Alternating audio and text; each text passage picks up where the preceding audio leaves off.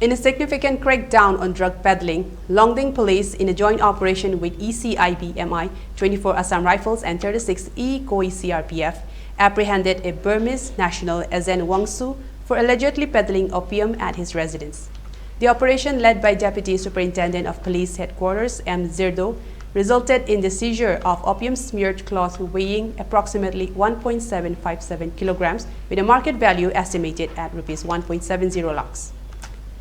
Following the seizure, Rs.1.70, along with two women identified as Athen Pansa and Waunu Pansa, both residents of Kangka village in Myanmar, were arrested.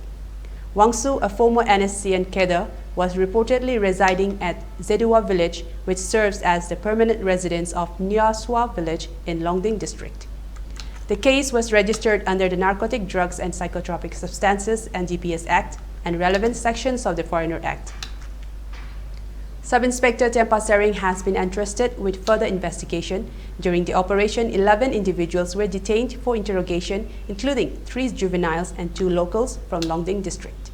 However, upon joint operation by the police and the Child Welfare Committee, it was determined that 6 Myanmar nationals, including 3 juveniles and 2 locals, were innocent.